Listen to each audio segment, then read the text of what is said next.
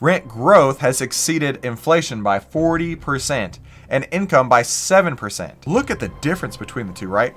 Rent prices have skyrocketed. If 98% of your income goes to rent, you literally cannot live. This one stat is not good.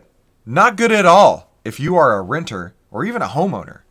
You know what I'm talking about here. The affordability of rent prices, of home prices, has been skyrocketing so much faster than the amount of income growth during that time. And that disparity between the two is causing a huge headache, a huge problem, a huge burden for everybody who's just trying to live under a roof. Hey, if you're just tuning in, my name is Christopher Yule, and we cover the biggest headlines of the day and what the AI trading data says about it. And if you're interested in that too, be sure to hit the subscribe button down below and head to ovtlyr.com to see why outliers win. So, rent prices versus income. Why is renting so unaffordable? Rent prices have risen dramatically over the past 4 decades. Since 1985, rent growth has exceeded inflation by 40% and income by 7%. Since 2011, income has increased about 4% each year. However, if you account for inflation, that's just 2% each year. And as the price of rent rises, the purchasing power of the average U.S. worker erodes. I saw this chart, and this is really what I got excited about showing here, was that the U.S. national median rent versus household income. Look at the difference between the two, right? Rent prices have skyrocketed, while income, well, it's gone up. I mean, it's a pittance in comparison to what rent costs now, right? I saw something. I don't have the data in front of me, but it was talking about different areas where people live, and it was saying that in certain places like Austin, it would cost about 60% of the average income to afford rent. 60% of your income just to have a roof over your head. But it gets even worse. Places like San Francisco, places in California where rent and housing prices are just completely out of control. We're talking like 98% of your income has to go to rent. If 98% of your income goes to rent, you literally cannot live. You can't afford to buy groceries. You can't afford to pay your water bill. You can't afford to pay your electricity bill.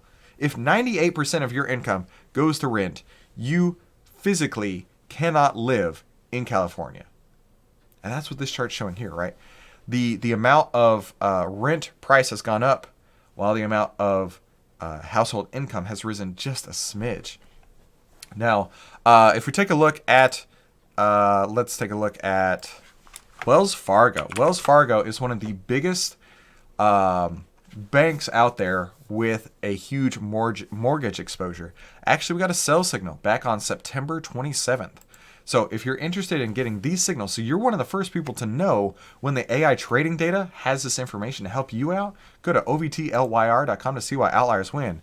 Mark, thank you so much. I appreciate that. Had to take a week off for some family issues.